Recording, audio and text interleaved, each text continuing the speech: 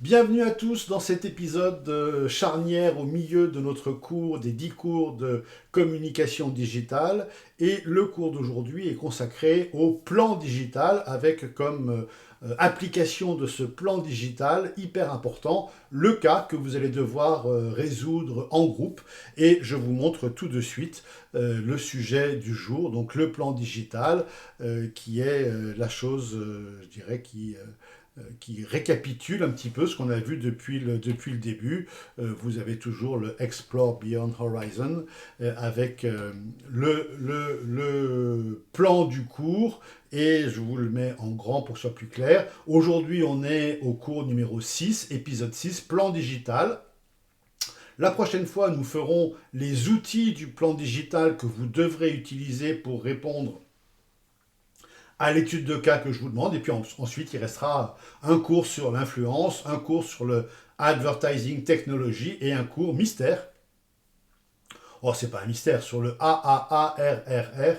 Et vous allez pouvoir avoir une vision complète de la communication digitale. Alors commençons tout de suite ces Commençons tout de suite, et vous connaissez l'habitude de toujours commencer par ce qui s'est passé la semaine dernière. Ce qui s'est passé la semaine dernière, on a parlé de euh, social media marketing, social media management, et vous avez là au tableau, je vous le mets en grand, le récapitulatif de tout ce qu'on a fait ensemble sur ce sujet-là.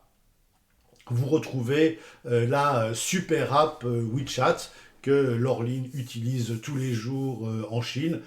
Et elle dit dans son quiz, si vous n'avez pas WeChat, vous ne pouvez pas manger, vous ne pouvez pas vous déplacer, vous ne pouvez pas payer, vous pouvez rencontrer personne. Donc c'est effectivement une super app et X va devenir peut-être aussi une super app. Mais il n'y a pas que ça, il y a les micro-réseaux sociaux avec Strava, Discord, Twitch, etc.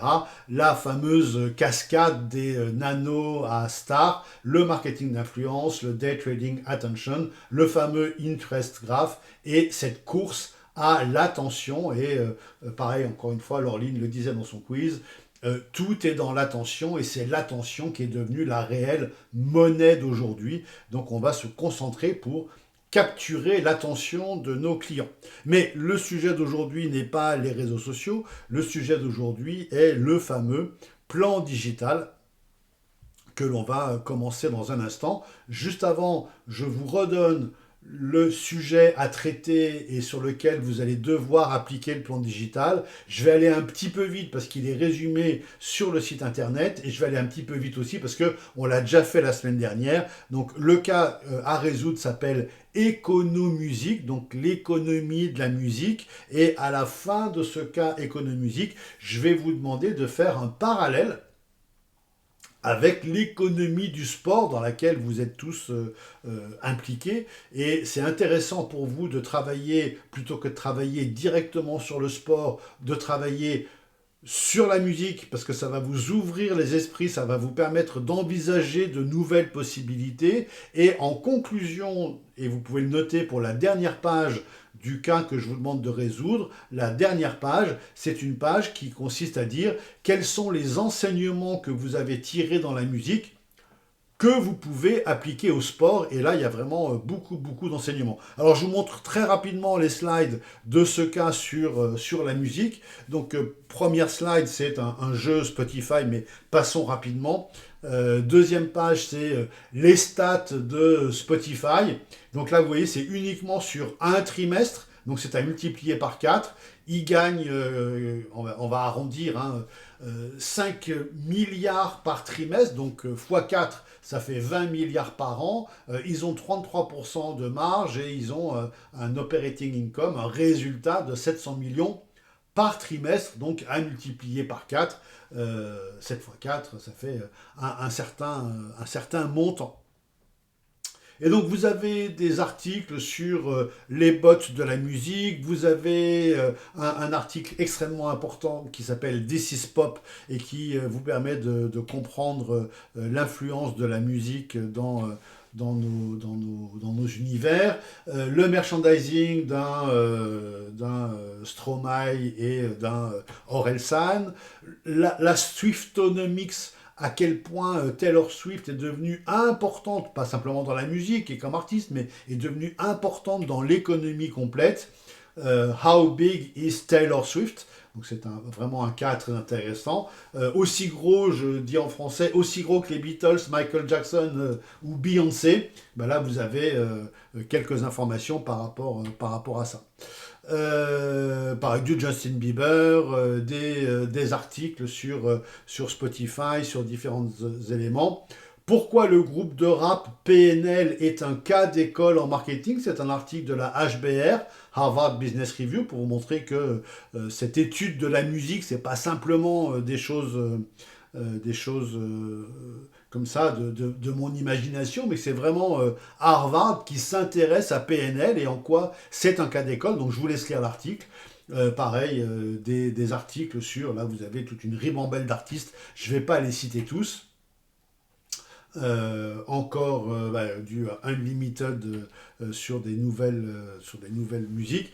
Le phénomène égérie avec une Ariana Grande. Alors il y en a 36 000, hein, mais j'en ai pris juste deux comme ça. Ariana Grande qui est Égérie Swarovski, Angèle pardon, c'est belge. Angèle qui est Égérie Chanel, et puis encore du merch sur Avenir, et voilà le boulot. Donc là, je laisse cette slide quelques instants. Le workshop Économusique. Donc je vous demande, on va aller directement à ce qui est gras ici, écrire le plan digital de votre nouvelle star.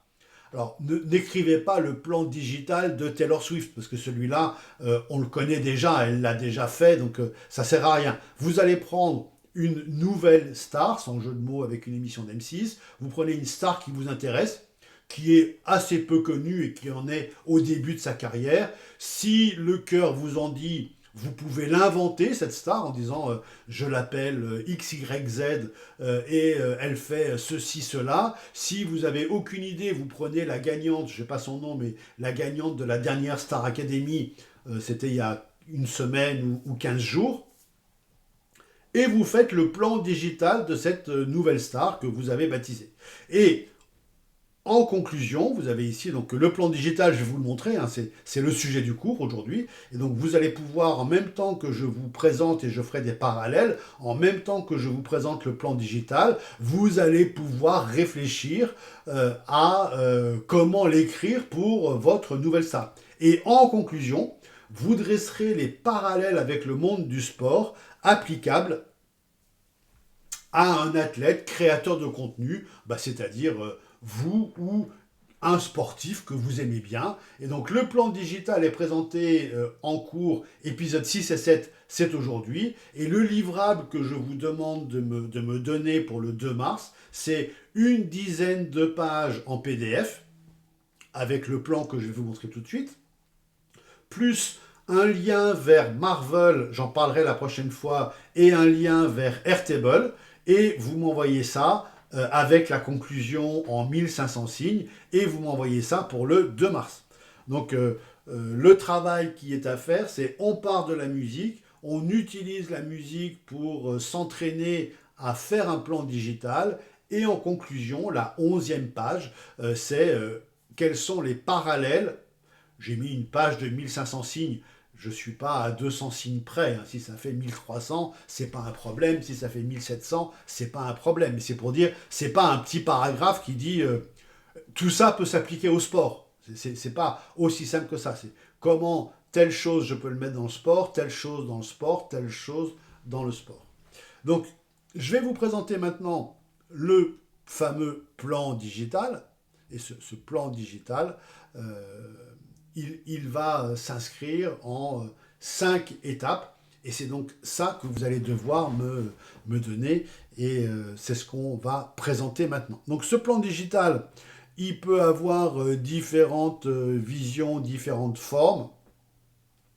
Moi, je vous en propose une. Bien sûr, il en existe d'autres, mais je vous en propose une. Et pour le cas que vous avez à faire, je vous conseille de prendre celle-là. Maintenant, si vous avez d'autres modèles et d'autres envies et d'autres idées, elles sont les bienvenues. Je les accueille avec grand plaisir. C'est juste une proposition que je vous fais. Donc ce plan digital, très vite fait à la main, ça ressemble à ça. Vous voyez bien, là, ça commence par un persona. Vous voyez bien qu'ici, ça continue avec un parcours client. Vous voyez que ça se termine par des actions sur du Google, sur du YouTube, sur du Twitter qui n'existe plus, c'est X, sur du Amazon, sur d'autres éléments. Donc c'est ce qu'on va voir en détail aujourd'hui, c'est que vous donnez la clarté de tout ce que vous avez. Bien sûr, ce plan digital, on ne peut pas le faire comme ça en partant de zéro. Il y a des prérequis. Le principal prérequis, c'est de savoir tout ce qu'on a fait ensemble déjà, à savoir par exemple les 3 piliers du digital. Donc je vous rappelle, les 3 piliers du digital, ça faisait partie du cours numéro 1 ou 2, je crois, qui était 1, c'est le user, 2, c'est le parcours client avec l'UX, et 3, c'est la data. Et vous allez voir que le plan digital se rapproche avec un peu plus de détails de ces fameux 3 piliers. Puisque la première partie du plan digital, je vais vous la montrer tout de suite, la première partie du plan digital, c'est les fameux personas, la fameuse VOC, Voice of Customer, c'est typiquement le premier pilier. Et puis la dernière partie, la 5e partie du plan digital, c'est comme le troisième pilier, c'est de la data avec le fameux AAARRR. On va regarder ça ensemble. Donc, quel est ce sommaire de plan digital? Je vous le donne tout de suite. Hyper simple, hyper classique, 5 parties. La première partie, vous la voyez ici, c'est sur l'utilisateur, le user, donc avec un persona, l'audience, la voice of customer, surtout, et c'est ça qui est important, les aspirations de l'audience, l'empathie map, les pain points, les préférences de réseaux sociaux. La deuxième partie, c'est le parcours client avec l'UX et les points de contact, qu'on appelle aussi en anglais le customer journey ou les touch points. La troisième partie, c'est le prix et la value proposition et le prototypage. C'est dans cette troisième partie que vous allez pouvoir injecter le logiciel qu'on verra la semaine prochaine, après-demain, qui s'appelle Marvel. La quatrième partie, c'est la content strategy, votre stratégie de distribution de contenu et de création de contenu. Et c'est là qu'on va utiliser Airtable pour faire un calendrier de contenu. C'est l'outil idéal pour faire ça. Et puis la 5e partie, comme j'ai dit tout à l'heure, c'est la partie data-driven, avec le fameux AAARRR, le sales funnel, etc., etc. C'est ce qu'on va voir aujourd'hui en détail. Donc, ce que vous pouvez retenir pour aujourd'hui, mais aussi pour toute votre vie professionnelle, même si vous restez dans le milieu sportif, et surtout si vous restez dans le milieu sportif, c'est que tout commence toujours par un executive summary.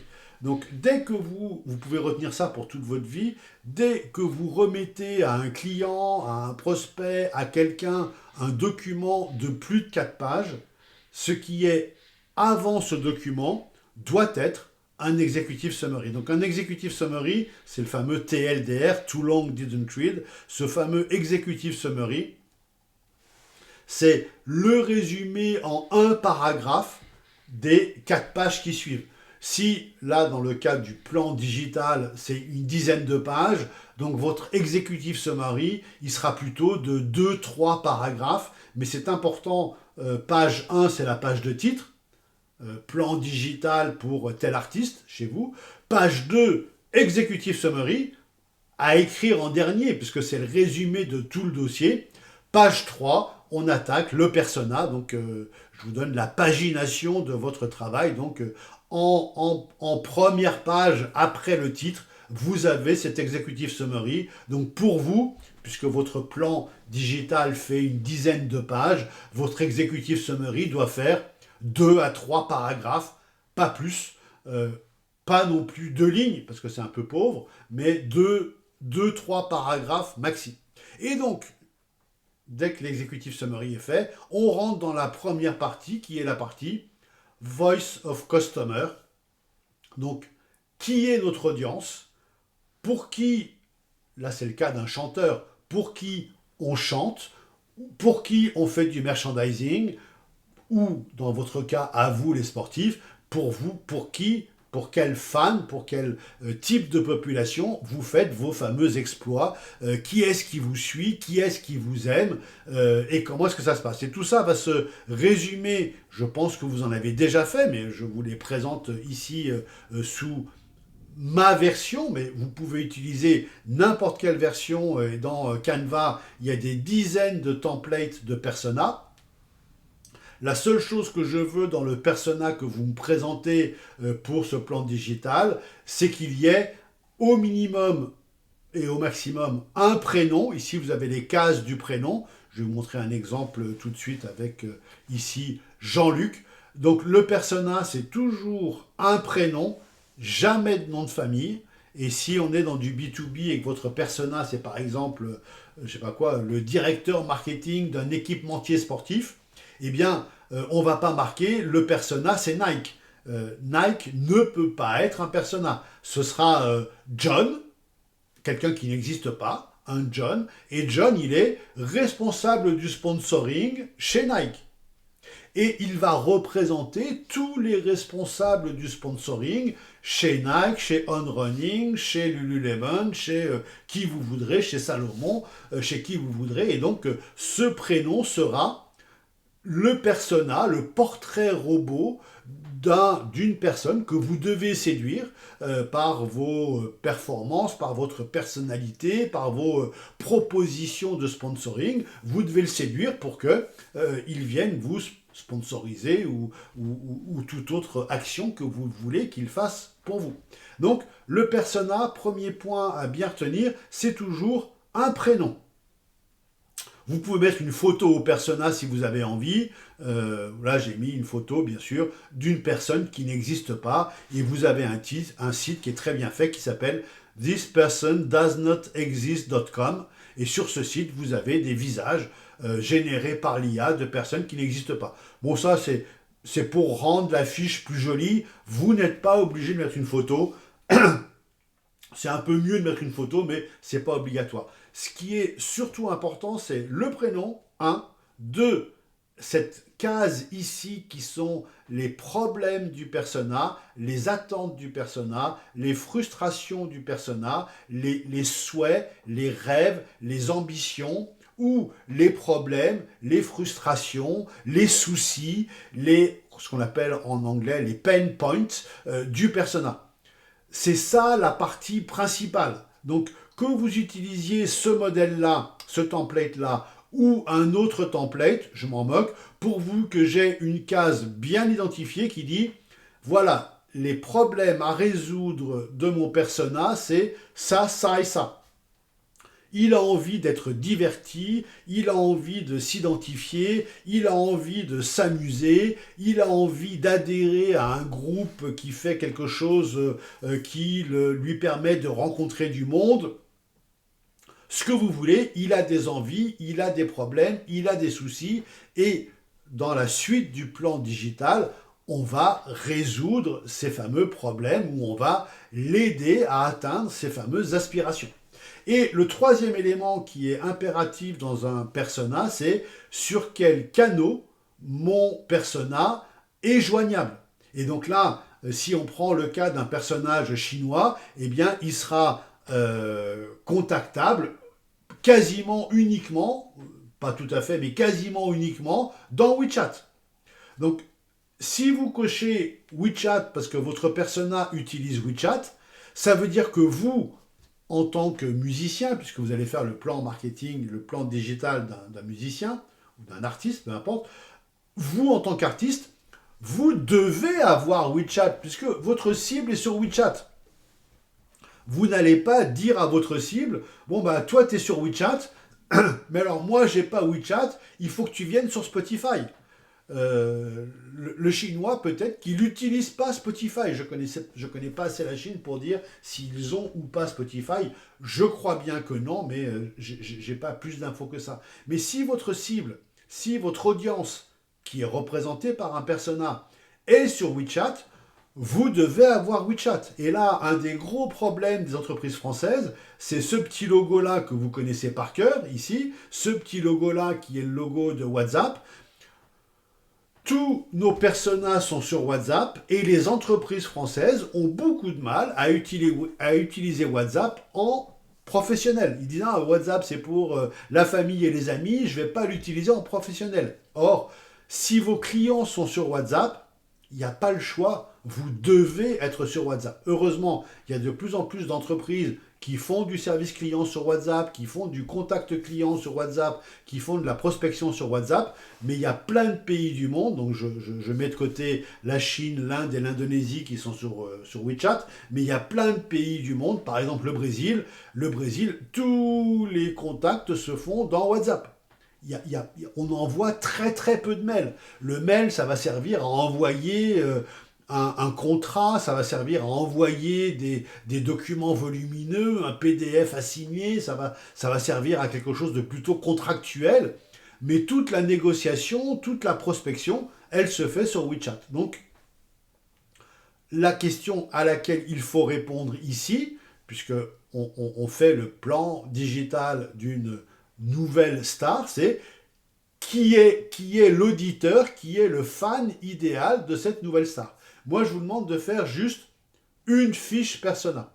Peut-être que vous aurez envie d'en faire deux en disant il y a deux cibles pour cet artiste. Il y a les cibles moins de 22 ans et puis une cible moins de 30 ans.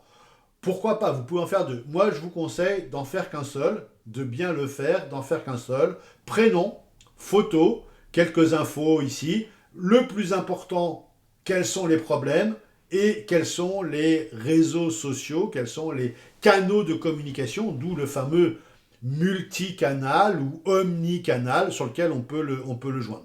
Donc là, vous avez le cas de Jean-Luc. Jean-Luc, il est très LinkedIn, très YouTube, très Instagram, très X.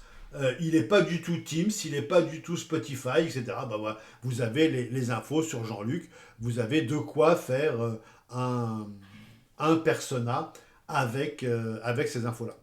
Si vous n'avez aucune idée de ce qu'il faut mettre dans la case ici, problème, besoin, attente, frustration, rêve, objectif de la personne, vous pouvez utiliser ce qu'on appelle la carte d'empathie qui va vous permettre d'imaginer ce que pense la personne, ce qu'elle entend, ce qu'elle voit, ce qu'elle dit, ce qu'elle ressent, etc. Et surtout, ce qu'elle fait.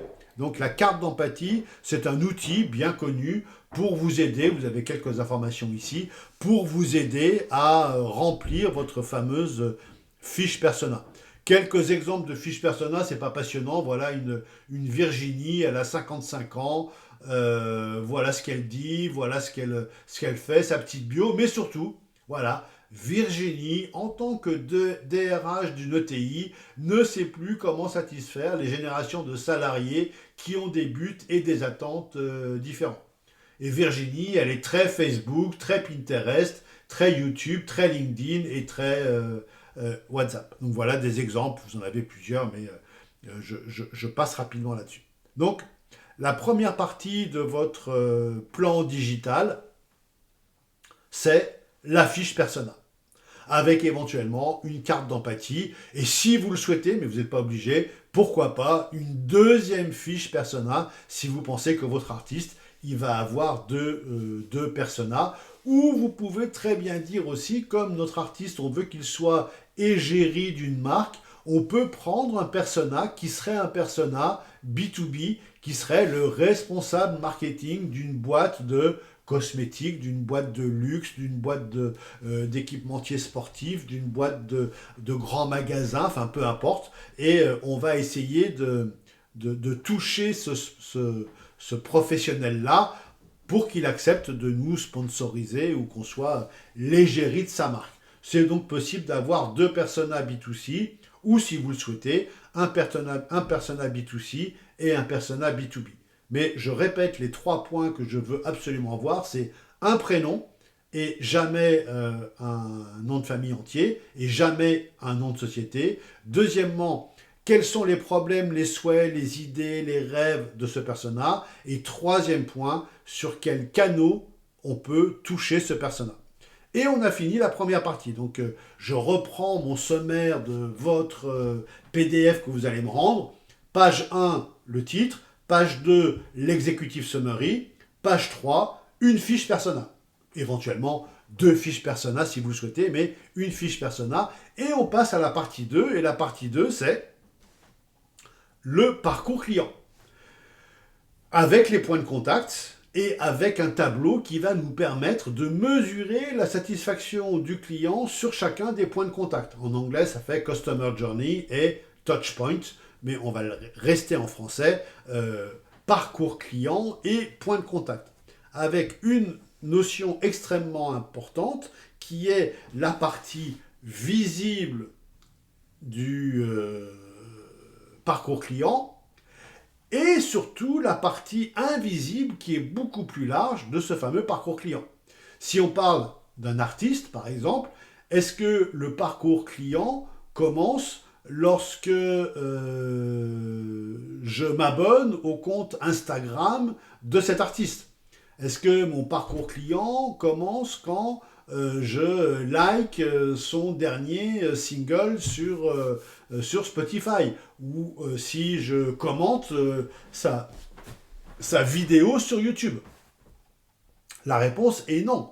Le parcours client, il est beaucoup plus vaste que ça. Le parcours client, ça va être par exemple moi, un prof qui dit à des élèves: ah, il y a une chanteuse que j'aime beaucoup qui s'appelle Marguerite, qui n'a pas gagné la Starac, mais qui a une très belle carrière. Elle s'appelle Marguerite, elle habite à Neuilly-sur-Seine et c'est une amie d'enfance.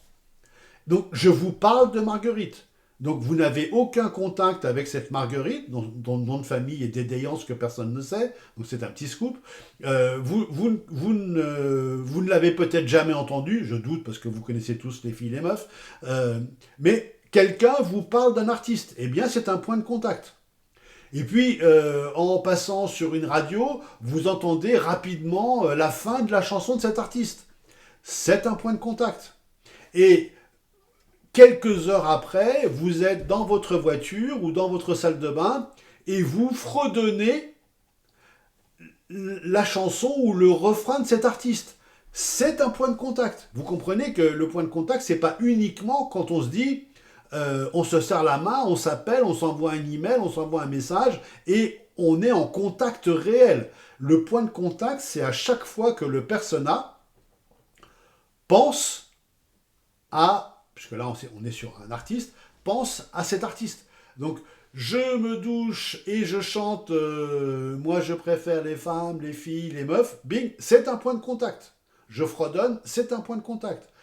Et bien sûr, après, je cherche l'artiste sur Spotify, je m'abonne à sa chaîne, je cherche ses places de concert sur Google, je m'inscris pour... je prends une place de concert. Bien sûr, ce seront des points de contact d'autant plus importants. Mais n'oubliez pas, les points de contact, c'est pas uniquement, et je vous mets la slide en grand, uniquement la partie visible, c'est aussi tout le parcours. Ce qui vous explique que un parcours moyen, un parcours normal, c'est 99 points de contact.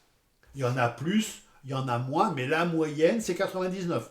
En tout cas, ce qui est sûr, c'est que c'est jamais 10. C'est, allez, on va dire au minimum une cinquantaine et au maximum 200, 300, mais c'est jamais 10. 10, c'est beaucoup trop peu. 10, c'est vous achetez une baguette de pain à la boulangerie. Vous dites, ah tiens, j'ai besoin de pain. Ah, il faut que j'y aille, ça fait 2. Bon, allez, j'y vais, ça fait 3. Je rentre à la boulangerie, ça fait 4. Je parle à la boulangère, je pars avec mon pain, ça fait 5. Je paye. Je regarde mon ticket de carte bancaire, ah bah oui, ça fait quand même 2,50 € pour une tradition. Je rentre chez moi, je la coupe, je la mange et je congèle le tout, ça fait 10 points de contact pour une simple baguette de pain. Donc vous voyez que dans ma relation avec un artiste, c'est pas juste ah, je découvre Marguerite, j'écoute son single, je classe son single, j'achète son single et ça fait 10 points de contact. C'est beaucoup plus vaste que ça. C'est pour ça que je vous dis ici 99 points de contact. Alors je ne vous demande pas d'en faire 99 parce que ce serait une tâche beaucoup trop grande, mais sachez que dans la vraie vie, avec des vrais personas, on calcule les 99 points de contact. Attention, ces points de contact, c'est marqué ici en bas, ils peuvent être physiques, face à face, je vais à un concert, donc là c'est ma présence physique, ou en distanciel, parce qu'on fait là ensemble, ou du web, ou du mobile, ou du social, pourquoi pas du métavers, par la pensée, du métaverse, pardon, par la pensée, ou par un média, ou par l'expérience, ou par l'usage. Donc il y a beaucoup de canaux qui vont constituer ces fameux points de contact.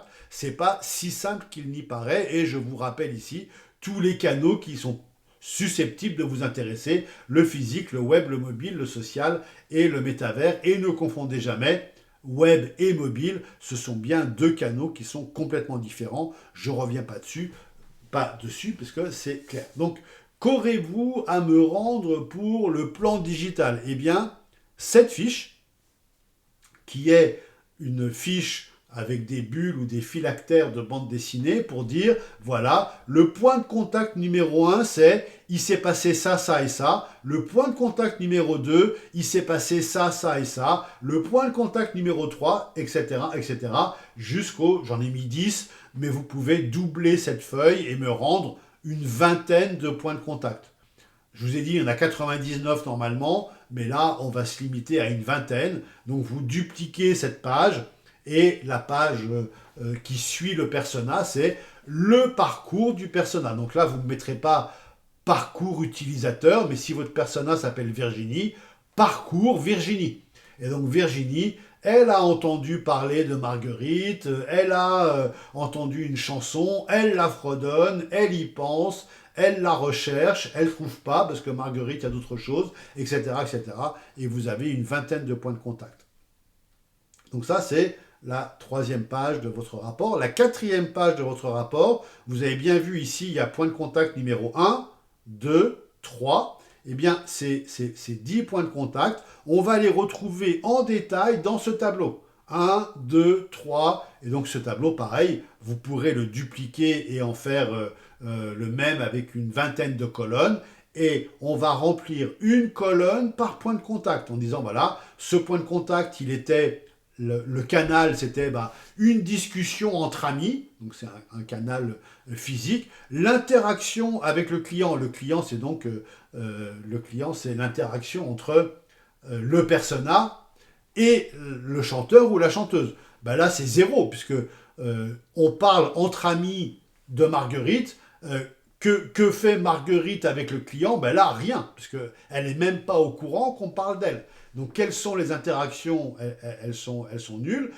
Est-ce que le client, donc le persona, est content, pas content? Quel est le décalage avec la position voulue? Et quels sont les plans d'action que l'on peut mettre en place pour s'améliorer? Et donc, on va prendre, je reviens un tout petit peu en arrière, on va prendre chaque point de contact qu'on a décrit ici, donc là, le 1, blablabla, blablabla, et on va retrouver ici, point de contact numéro 1, canal, interaction, ok, pas ok, décalage, et là, on va trouver qu'est-ce que vous pouvez faire pour améliorer les choses. Et on a fini la partie 2, qui est la partie du parcours client. Et on attaque la partie 3, qui est la partie value proposition, offre, prix, prototypage. Et sur cette partie-là, il y a un logiciel qui est très connu, mais que je ne vous demande pas d'utiliser, parce qu'il est payant, il est un petit peu complexe, mais sachez que c'est l'outil de référence du marché, il s'appelle Figma. Ceux qui veulent faire beaucoup de prototypage, beaucoup de propositions de sites, beaucoup de propositions d'applications, pour ceux qui veulent aller un peu plus loin dans leur pratique du digital, Figma, c'est vraiment un must. C'est ça qu'il faut utiliser pour faire du prototypage. Voilà le prototypage d'une application fait avec Figma. L'immense avantage de Figma, c'est que si vous travaillez, mais on l'aura avec Marvel derrière, si vous travaillez avec une web agency ou avec un client ou avec un sponsor, vous lui passez directement votre Figma et il a quasiment la programmation qui est faite à moitié pour l'application que vous lui proposez. Et donc, Je ne vous demande pas d'utiliser Figma, encore une fois, parce qu'il est payant, il est un peu complexe. Je vous demande d'utiliser Marvel. Et au prochain cours, dans 2 jours, je vous ferai une démonstration de ce que vous pouvez faire sur Marvel. Et donc, Marvel, bah, on va pouvoir faire un prototypage, ou on dit aussi un wireframing, c'est un peu plus compliqué, mais c'est la même chose, prototypage en français, wireframing en anglais, ou prototype en anglais aussi, dans lequel on va inclure le pricing, le prix auquel on vend ce qu'on a à vendre, et si on est gratuit, eh c'est là qu'on va spécifier qu'on est gratuit. Donc dans le cadre, et vous pouvez faire tout ça, moi je vous demande d'utiliser Marvel, mais dans certains cas on va utiliser Canva, Miro, Whimsical, donc je vous ai remis Figma ici, ou pourquoi pas même Freeform, ça passe aussi. Le principe c'est de fabriquer ce qu'on appelle un MVP, Minimum Viable Product. Alors, notre artiste, qui que ce soit, un artiste virtuel, le gagnant de la Star Academy, un artiste IA que vous inventez, qu'on appelle XYZ, peu importe. Cet artiste, qu'est-ce qu'il fait? Il fait de la musique. Cette musique, elle est disponible où? Bien sûr, sur les plateformes d'écoute de musique. Mais il peut aussi proposer sa propre plateforme d'écoute de musique. Donc, vous allez faire le MVP, le Minimum Viable Product, avec les prix de sa propre plateforme de musique sur laquelle il propose sa musique. Mais sur sa plateforme musicale, il va aussi proposer des dates de concert. Et pourquoi pas, en plus des dates de concert, de s'inscrire ou d'acheter une place pour une date précise à un lieu précis. Et puis cet artiste, s'il a du merchandising, il va proposer ses t-shirts, ses baskets, ses goodies, ses mugs. Je ne sais pas ce que vous pouvez imaginer comme merchandising pour un artiste. Soit il a une marque complète comme Orelsan ou comme Stromae ou comme je ne sais qui. Soit comme Federer, il a des on-running. Et bien sur son site ou sur son MVP, il va proposer d'acheter le t-shirt de la dernière course machin, le t-shirt des JO trucs, le t-shirt finisher de la ultime race machin chose, et il peut faire effectivement plein de choses grâce à ce minimum viable product. Donc je vais vous demander de prototyper avec Marvel quelque chose qui ressemble à l'application de votre chanteur, chanteuse, groupe, star, avec bien sûr à la base de la musique, à la base du lifestyle qu'il peut avoir, et aussi des places de concert, et aussi du merchandising, et pourquoi pas s'il a un sponsor, et si il ou elle est égérie d'une très grande marque. Je suis égérie, alors on va pas prendre une marque de sport, mais pour un chanteur par exemple, il peut être égérie de pardon, je vais le dire en anglais alors que c'est une marque française, de Octobre Édition. C'est le côté masculin de Cézanne.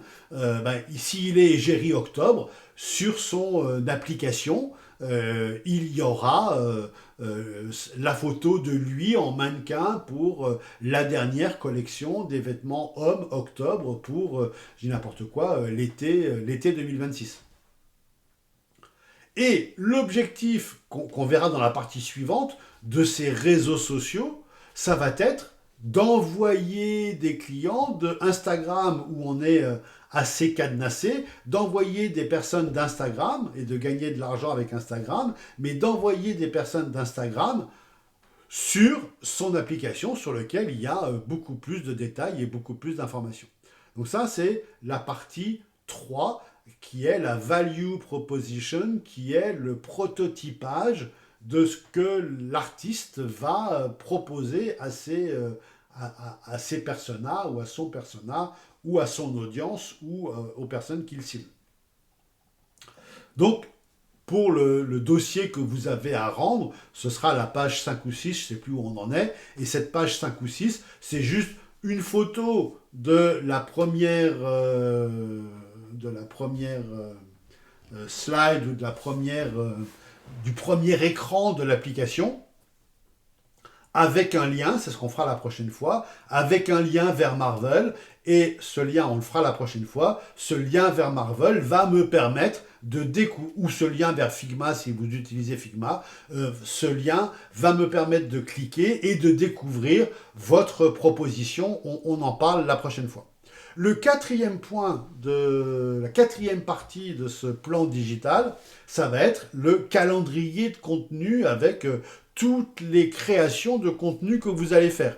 Je vous rappelle que ces créations de contenu, et encore une fois, on va le faire sur Airtable, donc on peut le faire aussi sur Notion, mais Notion est beaucoup plus complexe à utiliser pour cette tâche-là précise. Notion est très simple à utiliser pour prendre des notes et faire du texte, mais dès qu'on veut faire une base de données avec différentes présentations de la base de données, Notion devient un petit peu délicat et parfois on ne sait plus ce qu'on a fait, pas fait, qu'est-ce qu'on peut modifier et on peut s'y perdre assez facilement dans Notion. Donc moi, si vous êtes un grand familier de Notion, vous pouvez faire votre content calendar dans Notion. Moi, je vous conseille plus de le faire dans Airtable qui est vraiment fait pour ça. Encore une fois, démonstration Airtable dans le prochain cours. Mais qu'est-ce qu'on va dire dans ce Airtable? Eh bien, on va présenter le calendrier de contenu en disant, ben voilà, on va avoir telle chose, telle chose, telle chose et telle chose à tel moment. Et ce sera soit du Paid, Owned, Earned, Shared Media. Et donc, je vais devoir, mais vous le verrez la prochaine fois dans ma démo, je vais devoir faire une colonne pour dire ce qui est de la pub, ce qui est ma possession et ce qui est du buzz ou de la viralité. Je vais devoir dire aussi dans quel contexte nous nous trouvons. Est-ce que c'est un moment de I want to know, I want to go, I want to do, I want to buy, ce qu'on appelle les micro-moments de nos amis de chez Google. Donc il va falloir qu'on décrive un petit peu le contexte pour que les personnes puissent s'y retrouver. Donc, qu'est-ce que ça veut dire, ce que je viens de vous dire jusque-là avec le poème et le contexte? I want to go, I want to know. Par exemple, vous faites un post Instagram qui dit découvrez bientôt le nouvel EP de XYZ, je prends le nom du groupe ou de la chanteuse ou du chanteur XYZ, découvrez bientôt le nouvel EP de XYZ. Ça, vous ne faites rien pour que la personne se déplace, vous ne faites rien pour que la personne fasse quelque chose, vous ne faites rien pour que la personne achète. On est dans un moment où les gens veulent savoir ce qui va se passer, ce qu'on appelle un I want to know moment. Mais si vous dites, le prochain concert se déroule à la Cigale à Paris le 18 février et vous êtes, prenez vos places et venez, bah on est dans un I want to go moment. Ou si on vend des places de concert pour dans un mois, on est dans un moment de I want to buy. Donc c'est important de qualifier de quel contexte nous sommes. Et donc on va faire ça sur Airtable. Alors à la base, Airtable, ça ressemble comme deux gouttes d'eau à Excel. C'est un Excel, sauf que sur base de cet Excel ou de ce qu'on appelle une grid ou une table ou un tableau, appelez ça comme vous voulez, peu importe, chez Airtable, on appelle ça une grid. À partir de cette grid, on va pouvoir faire autant de views que l'on veut et ça va être extrêmement utile. Dernière partie de notre plan digital, et donc là pareil pour le travail que vous avez à faire, vous aurez une page avec quatrièmement calendrier de contenu, juste un screenshot de votre calendrier et un lien vers Airtable qui va me permettre de découvrir la totalité de votre calendrier. Encore une fois, je ferai la démo la semaine prochaine et vous n'aurez qu'à suivre et à reproduire tout ça. Je vous précise que pour la semaine prochaine, où je vous fais une démo de Marvel et de Airtable, comme je vous l'ai dit dans le site ici que je vous montre maintenant en grand, comme je vous l'ai dit, pour la semaine prochaine, donc on sera à la partie 2, les outils, outils obligatoires pour le travail de groupe, Marvel App et Airtable. Je vous conseille de vous inscrire dans Marvel App avant. je vous conseille de vous inscrire, alors pas tous les membres du groupe, hein, mais vous pouvez dire telle personne va s'occuper de Marvel App, telle personne s'occupe de Airtable, et puis une autre personne s'occupe du Persona, et une autre personne s'occupe de la 5e partie, par exemple. Eh bien, celui qui s'occupe de Airtable, ce serait mieux pour la semaine prochaine qu'il ait déjà téléchargé, qu'il ait déjà créé son compte sur Airtable, qu'il ait déjà un petit peu cliqué à droite et à gauche sur Airtable pour bien comprendre la démo que je vais lui faire et pour qu'il soit capable quasiment en même temps que je le fais de copier mes différents champs, de faire des screenshots du cours et de dire voilà, ben, je sais comment je dois créer ma table et une fois que ma table est faite ou ma grille est faite, je sais ce que je dois faire après. C'est mieux que de regarder la vidéo que vous aurez devant les yeux et de vous dire, ben non, il faut que je reproduise. Alors il faut re-regarder la vidéo, à mon avis, c'est un petit peu de temps perdu. Si vous êtes pressé, ça se fait, mais très très très facilement. C'est des logiciels qui sont très très simples à utiliser et je vous conseille vraiment donc de sign in, faire un sign in, de faire une inscription avant le cours de après-demain, donc du 19, et de venir en cours avec déjà une fenêtre, avec déjà Airtable ou Marvel App ouvert pour pouvoir suivre la démo et pour pouvoir faire comme moi, qui me permettra d'aller beaucoup plus vite. Et donc, dernière partie, donc vous avez compris là, sur cette partie-là, un screenshot du calendrier, un lien vers Airtable, je clique sur le lien et je peux voir tout ce que vous avez prévu comme calendrier de contenu sur Airtable. Et donc, on va faire un calendrier de contenu sur 3-4 mois, pas plus. Hein. Et 3-4 mois, ça va être quasiment une quarantaine de lignes, pour vous dire quelque chose d'à peu près cohérent, une quarantaine d'actions. Mais si vous faites 2 posts Instagram par semaine, sur 3 mois, ça fait déjà 24 lignes. Donc, vous voyez, ça va assez vite. Dernière partie, la partie data. J'arrive, une seconde. Hop. La partie data, donc 5e partie de votre plan digital, la partie data. Et là, la partie data, on va la limiter simplement à ce qu'on appelle le AAARRR, un tout petit peu compliqué. C'est simplement le Sales Funnel. Et on va dire tout simplement comment est-ce que l'on passe de... Alors je vais vous le mettre en clair, je ne sais pas s'il est en clair quelque part, moi je ne l'ai pas mis en clair, donc on va le mettre ici. Le premier A veut dire awareness, notoriété, le deuxième A, acquisition, le troisième A, activation, le premier R, rétention, le deuxième R, revenu, chiffre d'affaires, et le, pardon, le troisième R, le dernier point, referral, qui veut dire parrainage, je vous le mets en gros ici. Et donc là, l'idée, c'est de dire dans cette 5e partie, quels vont être vos taux de conversion, combien de personnes vont connaître votre nom de chanteur, de chanteuse ou de groupe. Est-ce qu'il va y avoir 1000 personnes ou 100 000 personnes ou 1 million de personnes? Sur ce million de personnes qui connaissent de notoriété votre nom, le nom de votre artiste, pardon, pas le vôtre. Combien vont venir voir le site ou voir l'application ou voir sur Spotify ou voir sur Instagram la personne? Combien vont s'inscrire, liker, s'abonner? Combien vont revenir, etc., etc. Et donc, c'est une idée chiffrée de ce fameux entonnoir des ventes. C'est comme ça qu'on dit Sales Funnel. Une vision chiffrée de cet entonnoir des ventes, ce qu'on appelle aussi pour d'autres personnes le CRM, mais on peut appeler ça entonnoir des ventes, c'est beaucoup plus simple.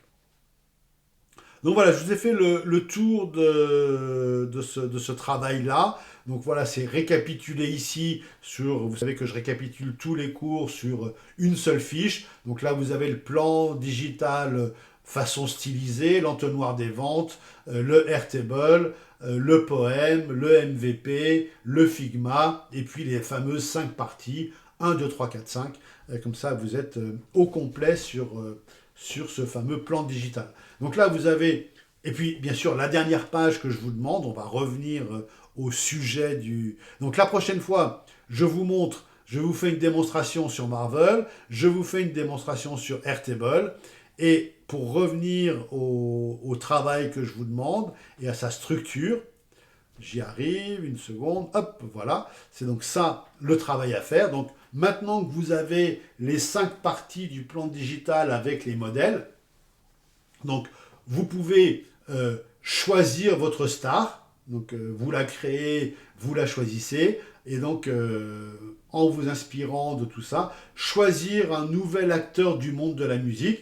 Chanteuse, chanteur, groupe, bande, IA, ce que vous voulez. Vous pouvez inventer un nouveau personnage, prendre un jeune talent ou toute autre solution. Et maintenant, admettons que votre talent ce soit XYZ, écrire le plan digital de XYZ. Donc, le persona du fan ou de la personne qui écoute XYZ, qui va éventuellement venir au concert, qui va éventuellement acheter le merchandising. Et puis ensuite, le parcours client de ce fan de XYZ, et puis ensuite l'application qui va permettre à XYZ de se faire bien connaître de ses fans, et puis ensuite le calendrier de contenu que vous allez publier en tant que XYZ pour attirer la fan qui est, ou le fan qui est votre persona, et puis ensuite le sales funnel, et puis dernière partie, dernière page, en conclusion, vous dresserez le parallèle avec le monde du sport applicable à un acteur créateur de contenu. Donc là, on a fait le tour de ce plan marketing. Je reviendrai sur les plans, sur les points sur lesquels je suis passé un petit peu vite aujourd'hui dans cette première heure dans 2 jours. Donc aujourd'hui, on est le 17, on refait le 19. Et surtout le 19, je vous fais les démonstrations des logiciels que je veux que vous utilisiez pour ce plan digital, et vous allez me mettre le lien vers ces logiciels dans le PDF que vous allez me rendre ou dans le mail que vous allez m'écrire. Et donc, on a fait le tour du plan digital version 1. Je vous donne rendez-vous sur le prochain épisode pour avoir l'utilisation des logiciels et la conclusion de ce plan digital. Donc à la prochaine fois pour la suite.